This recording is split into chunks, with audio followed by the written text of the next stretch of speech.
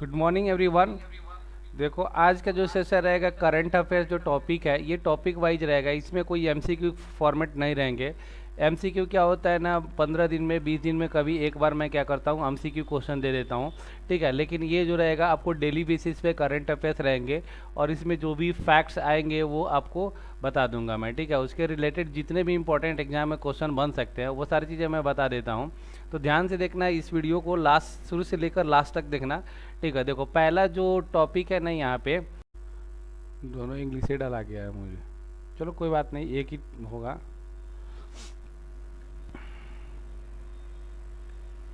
हाँ देख लो, boxing champion Mary com को यूके इंडिया अवार्ड में ग्लोबल इंडियन आइकॉन नामित किया गया। ठीक है ना, तो याद रखना क्वेश्चन आपको पूछ सकता है कि बॉक्सिंग चैंपियन में यूके इंडिया अवार्ड में ग्लोबल इंडियन आइकॉन किससे चुना गया है। तो ये मैरी कॉम है, मैरी कॉम जो मणिपुर की रहने वाली है। तो सारी चीज़ें मैं बता देता हूँ। Shooting legend and India first ever Olympic medallist.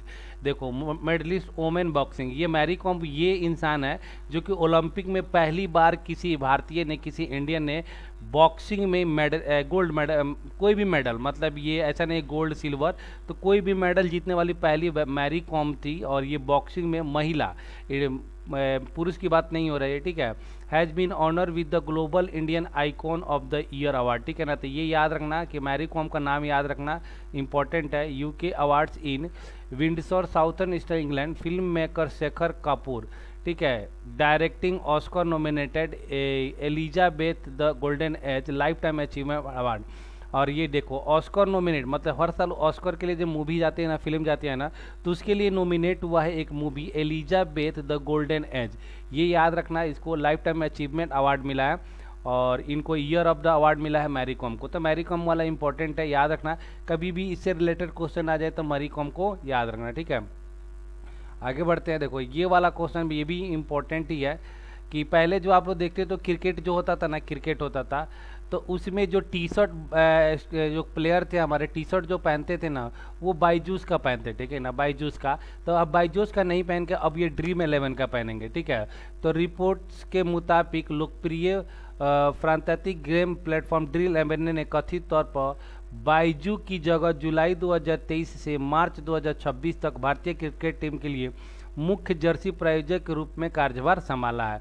तो इतना याद रखना, कभी क्वेश्चन बन जाए तो ये मत पूछना है कहाँ से बन गया। ठीक है, कि यहाँ पे जो क्रिकेट प्लेयर है उनके लिए जो क्या बोलते हैं टी शर्ट है उसको कौन स्पॉन्सर कर रहा है, तो ड्रीम 11। इसके पहले कौन करता था, तो बायजूस था। कुछ दिन पहले सहारा करता था, तो अभी के टाइम में ये बायजूस कर रहा है, ये ड्रीम 11 कर रहा है। बस इतना ही क्वेश्चन बन सकते हैं और कुछ खास इस वजह से क्वेश्चन नहीं बन सकता है। फिर ये देखो यहाँ पे थोड़ा सा मुझे मिल गया एक जगह पे, तो मैंने सोचा कि बता देता हूँ कि इंडिया का टॉप 10 मतलब जो एसेट्स है, मतलब पैसे में सबसे ज़्यादा धनी मनी बैंक कौन है, तो एक नंबर पे आता है HDFC बैंक आता है। ठीक है ना, HDFC बैंक आता है, फिर ICI बैंक आता है, स्टेट बैंक ऑफ इंडिया आता है, फिर कोटक महिंद्रा बैंक आता है, फिर एक्सिस बैंक आता है, फिर इंडसइंड बैंक आता है, bank of Baroda, IDBI bank, Punjab national bank और कैनरा बैंक। तो सबसे टॉप वाला याद रखना HDFC। तो ये देख सकते हो टॉप 5, टॉप 6 देख लो। टॉप 6 में एक ही हमारा जो है ना गवर्नमेंट बैंक है। गवर्नमेंट बैंक के क्या मतलब बोल सकते हो, ये पब्लिक सेक्टर बैंक है। ठीक है ना,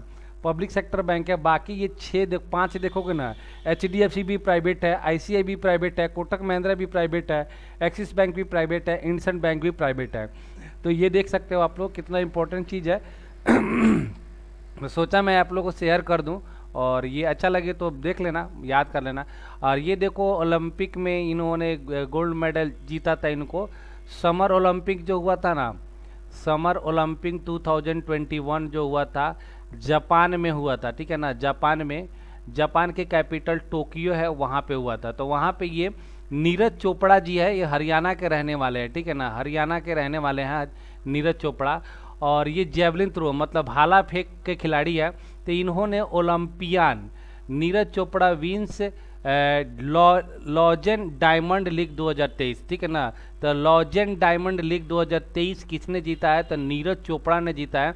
तो याद रखना नीरज चोपड़ा हरियाणा के रहने वाले हैं और 2021 में जापान में जो टोक्यो हुआ था इसमें गोल्ड मेडल जीता था इन्होंने। ठीक है ना, भाला फेंक। तो ये देख लो कि यहाँ पे ओलंपिक स्वर्ण पदक विजेता नीरज चोपड़ा ने 27.66 मीटर के सर्वश्रेष्ठ थ्रो के साथ लॉजेंड डायमंड लीग 2023 में शीर्ष स्थान प्राप्त किया है, मतलब फर्स्ट रैंक आया है। स्टार भारतीय खिलाड़ी ट्रेनिंग के दौरान लगी मांसपेशियों की चोट से उबर कर वापसी कर रहे हैं। चोट के कारण चोपड़ा को जून महीने में 3 प्रतियोगी FBK ये सब मिला है। तो बस नीरज चोपड़ा याद रखना, लॉजेंड डायमंड लीग। नीरज चोपड़ा बहुत ज़्यादा न्यूज में है, इनके बारे में कुछ भी अगर आपको न्यूज मिलता है ना तो आप लोग प्लीज़ उसको बढ़िया से देख लिया करो और बढ़िया से समझ लिया करो, ठीक है। कभी भी क्वेश्चन ये सब बन सकते हैं। नीरज चोपड़ा हरियाणा के रहने वाले हैं, भाला फेंक खिलाड़ी हैं और इन्होंने ओलंपिक जो हुआ था 2021 में समर ओलंपिक, उसमें गोल्ड मेडल जीता था और ये अभी के टाइम में लॉजेंड डायमंड लीग में 2023 में गोल्ड मेडल जीता है।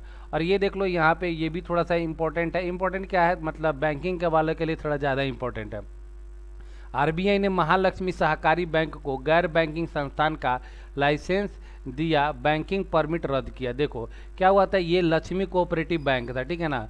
तो आपको पता है कि इंडिया में सेंट्रल बैंक कौन सा है, तो इंडिया में सेंट्रल बैंक है RBI, reserve bank of India है, ठीक है। तो ये क्या करता है, किसी भी बैंक को लाइसेंस देता है या लाइसेंस को क्या कर सकता है, रद्द कर सकता है। तो पहले से ये लाइसेंस दिया हुआ था किसको, महालक्ष्मी सहकारी बैंक को। तो अभी इसने क्या किया, बैंक को ये क्या कर दिया, लाइसेंस छीन लिया है और गैर बैंकिंग संस्था का लाइसेंस दिया है, गैर बैंकिंग संस्था का लाइसेंस दिया है। तो याद रखना, बैंक का याद रखना महालक्ष्मी सहकारी बैंक। देख सकते हो यहाँ पे भारतीय रिजर्व बैंक 27 जून को एक महत्वपूर्ण घोषणा करते हुए कर्नाटक के धारवाड़ में महालक्ष्मी सहकारी बैंक लिमिटेड बैंकिंग परमिट रद्द कर दिया। हालांकि बाद के कदम में RBI ने संस्था को गैर बैंकिंग लाइसेंस प्रदान किया, जिससे उसे अपने संचालन जारी रखने की अनुमति मिल गई। मतलब जो भी कर रहा था वो कंटिन्यू करे, बट लाइसेंस उसको रद्द कर दिया गया है। लाइसेंस रद्द क्यों होता है कि मान लो कि कोई बैंक है ज़्यादा ही लोन बांट दिया, हो सकता है कि लोगों का पैसा देने में डिफ़ॉल्ट कर जाए, बाद में पैसा नहीं दे पाए, इसलिए क्या करता है उसको बैंक RBI क्या करता है, लाइसेंस ही रद्द कर देता है। अब दूसरी बात यहाँ पे ये न्यूज़ की बात हो गई। तीसरी बात यहाँ पे देख सकते हो RBI का इस्टेब्लिशमेंट कब हुआ, तो 1935 1 अप्रैल 1935 को 1935 में इसका स्थापना हुआ था, ठीक है ना।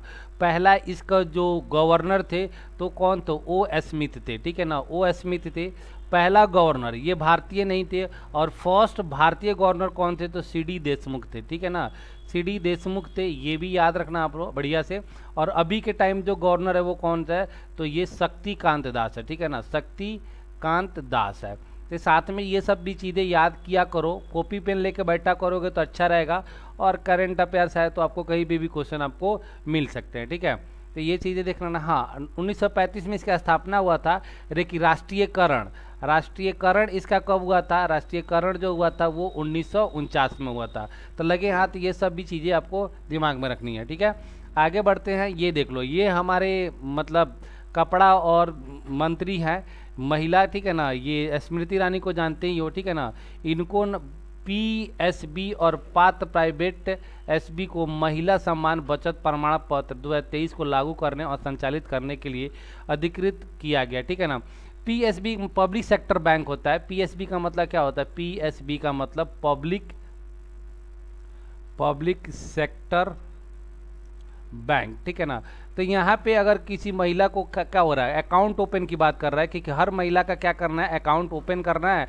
और वो इनको जो भी अकाउंट ओपन करेगा तो उनको महिला सम्मान बचत प्रमाण पत्र दिया जाएगा। जैसे इनको देख लो, स्मृति ईरानी है, इनको प्रमाण पत्र दिया गया है, तो वैसे ही यहाँ पे सबको दिया जाएगा। तो ध्यान रखना, यहाँ पे क्वेश्चन आपको महिला सम्मान पत्र प्रमाण पत्र, सम्मान बचत प्रमाण पत्र, ठीक है। भारत सरकार ने सभी सार्वजनिक क्षेत्र के बैंकों को पात्र निजी क्षेत्र के बैंकों को महिला सम्मान बचत प्रमाण पत्र 2023 को लागू करने और संचालित करने के लिए अधिकृत किया है। इस योजना का लक्ष्य भारत की प्रत्येक लड़की और महिला को वित्तीय सुरक्षा प्रदान करना। वित्तीय सुरक्षा मतलब पैसे का लेन देन है ना, तो उसको सुरक्षा प्रदान करना है।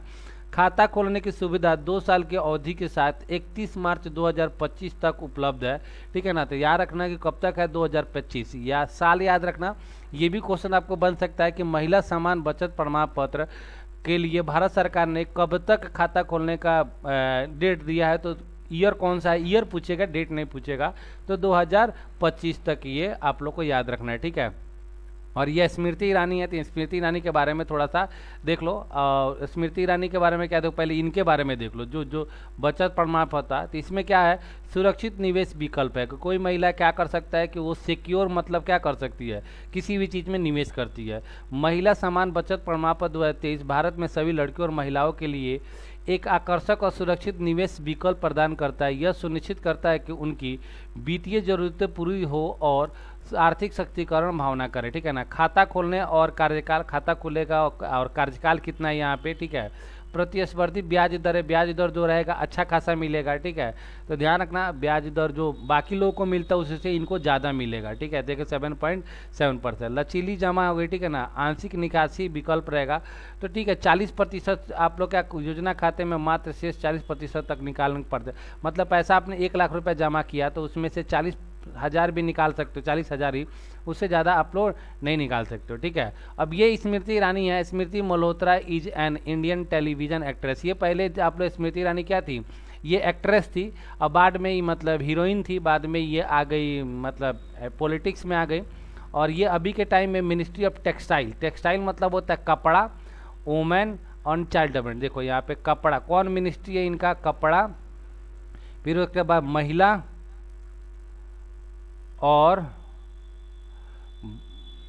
बाल विकास, बाल विकास मंत्री हैं ये, ठीक है ना। तो ध्यान रखना इनका जन्मदिन है वो सब नहीं पूछेगा आपको, ठीक है।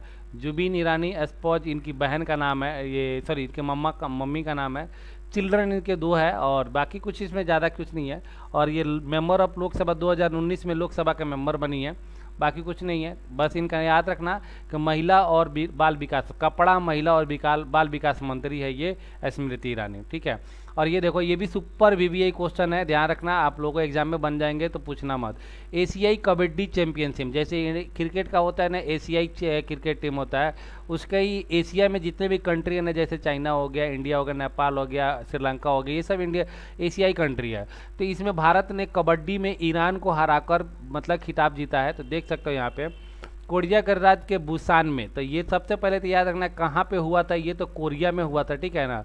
ऑफ टेक्नोलॉजी यहाँ पे देख सकते हो, एशियाई कबड्डी चैंपियन भारत विजयी हुआ, उसने ईरान को 42-32 से हराया, तो ठीक है। तो ये याद रखना आप लोग को कि एशियाई कबड्डी चैंपियनशिप कहाँ हुआ था, तो साउथ कोरिया में हुआ था। और इसको किसने जीता था, तो भारत ने जीता था। और भारत ने फाइनल में किसको हराया था, तो ईरान को हराया था, ठीक है, ये याद रखना।